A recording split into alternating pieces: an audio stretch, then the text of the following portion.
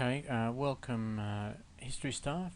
Today I'm going to run through how we're going to use the tracking facility in our typing program that we are using with years 7 to 10. Okay, so what I've done here is I'm going to navigate first of all to your history year 9 page, and here I've put up as an announcement a link to the typing program. So if you look at the top link, the TypingWeb program is the one we're going to use. This is basically the link. So what I'm now going to do is actually jump in as a teacher and log myself in. Now you'll notice here it says already have an account. I can log in there or go to the teaching portal. It doesn't matter because it's going to throw me to the same spot. The whole idea of the teaching portal is that is the area that we will track all the data from the students, and we can see how they're going and how long they've spent on things. So let's actually go into there, or we could go into one above. Alright, so we will go in basically as B at this stage. Alright, so I'm just going to go teacher login, or teacher login here. Now at this stage the program's set up as me being the admin, but I'm going to transfer that to B, so we'll all use the same password. Okay, so here I've got mine. I'm just going to quickly disappear to get my password. And this is the password that we will all use. So it is 525169. The only difference will be is that the Dehurst St Cass won't exist soon, and so I'll give that to your fearless leader, B, and her name will be in there. So we all use the same. Alright, I'm logging in. You'll notice here it says you can send the students to the TypingWeb tutor. I've already done that by putting up the link onto the portal page, but basically what we're doing is going to manage the students page. We want to see the data it's going to produce, so I'll click on that, and you'll notice there is that there's a few things up here. I can change classes, so if I've got a kid in the wrong class. Now I've set all this up for you. Eventually IT will do that each year. Will generate the passwords and usernames. I've done that myself, so we could move kids if they're in the wrong class or whatever. I can do all of that. So it's worthwhile that you guys should know how to do that, but I'll show you that later on. Alright, so over on the right hand side you look, I've got view classes. I've put them all into different classes. Now actually I've put myself into a class, which is probably worthwhile for you folk to put yourself into the same class, so at least the teachers can see from the students' perspective what they're seeing. And I could track some data on myself, but I'm actually going to go back because I know we've now had B's class successfully do some material. So you can see here today they've all logged in at this particular time. Now we do have one issue, is the time is a bit wrong, so I'll possibly need to go back on my account and recalibrate the time, because this is possibly going for American US time. So the times are a bit out, but that's not so important to us. We want to see how long they've been logged in for. So what I would like to do there is to look at some reports. Okay, so I could, first of all, let's look at one of them here. I could look at one particular student. So let's look at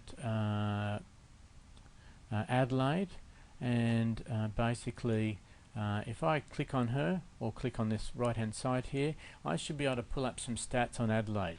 So with the stats on Adelaide, it shows me that she did the beginner wrap up, and she only spent about 1 minute doing the beginner wrap up. She got 47 words per minute, 99% accuracy, gross speed. Now I need to work out what the difference between the net and the gross is, 50 words per minute.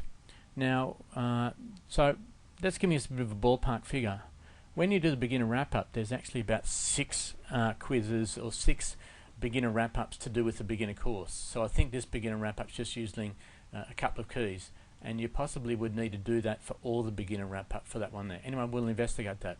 If we want to have a look, it's okay, she's had a little go at the intermediate course. She's done the first part of it, the alphabet soup one, and she was on there for about a minute, 41 words per minute, 98%. So we've suggested to the girls, go to the beginner wrap-up to determine where you're at and basically work through all of those tests, and we would like you to be getting at about 40 words per minute, accuracy rating above 90%. So let's have a little look at what this will show. I've got summary graph here now. So let's have a look at this. Now this is, again, this is just for one girl. Alright, so it shows me there that you know, her beginner keys. If I hover over it, it tells me the home key row, it tells me the wrap up row, it tells me that. So she's had 3 little goes here, and it tells me what the words per minute are and the speed, so that's quite nifty. If we look at another one over here, the problem keys, now this is good. If girls are still getting a high rating, I would suggest that they look at the problem keys as well to realise, well, I've got a bit of an issue with certain keys. So this now is coming up to saying, well, of all the keys, you know, D is your best one, and D and J are the best one, but really T and N is not. So possibly you might suggest to one of the girls there, if they're not up to speed, really you need to go back and practice on those T and N keys. Okay, so that's something you could do there. Okay, what we're now going to try to do is typing test. Now, typing test progress. I don't know if this is going to show any, so we'll have to find out where we do that typing test. But also too, other than getting a graphical representation, we can actually throw this out as an exported file, and this would come out as a CSV, so we can throw that into Excel and basically graph to our heart's content. Alright, so that's okay. Let's look at another one. Recent student activity tells me something down here. So let's click on this one. And she spent 3 minutes on it today. Alright, so this will give us our idea of how much spent on the program. Now what we're going to try to do is actually go back and look at some reports and try to get some class reports. So now I'm up here and I don't want to go all students. I want to pick up the Year 9 group, and that's 9C. Student progress, I can look at detail by lesson, and let's say today. Alright, and I'm going to view a report.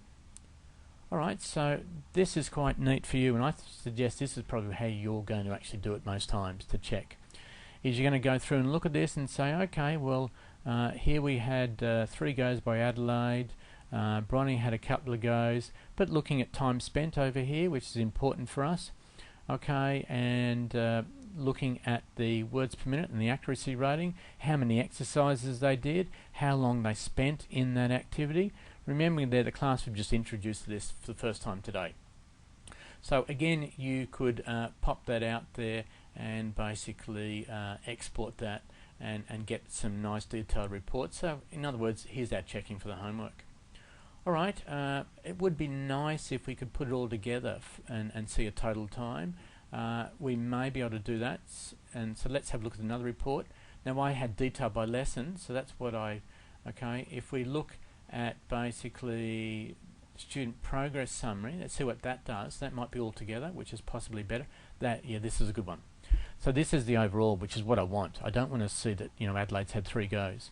But this is now giving the overall progress. Total 1, this is probably the bee's knees as far as where we should be to really get my homework checked once a week. Looking at typing tests, I can do the same and generate report. Okay, nothing up there because we haven't done a typing test. So that's not just a wrap up, I think that's a typing test overall. We'll have a look and see what the scoreboard does. I think this is like a bit of a grading thing to see how the girls are going. So this is sort of like a bit of a ranking, and possibly that might be a nice thing to present to the girls. You could put that into a graph and say, okay, scoreboard for the week, who's the leading person? Okay, looking at words per minute and accuracy rating. So obviously Adelaide's right up there at 44 words per minute and 98%. Alright, down here also, just moving across, you can see all the lessons that we can actually do. Some of them have premium accounts, so obviously we can't use those, but really there's quite a few lessons that the students can actually be involved with. Okay, so not just the advanced course, but here now is writing actual full stories. So it's quite a good little program that is free. Okay, so the only other thing we might look at, okay, so we've got students, we've seen that tab before. You can look up all the students according to what they're grouped. Okay, move the students around if they're in the wrong group. We've got classes. This tells you how many classes you got, and I can add some more students to it. Your account, that's the one where I'm going to change this to B's name up here, and you all might decide that you want to change the password. That's fine, you can do all that here. Okay, and upgrade, obviously they want you to pay some money. And blog, well, you could actually, there's a bit of a blog down here as to, you know, the advantages of typing and stuff like that there. So worthwhile having a look at that. But really, that's it. And I think it's a pretty good program. And that's the end for my video. Thank you for listening.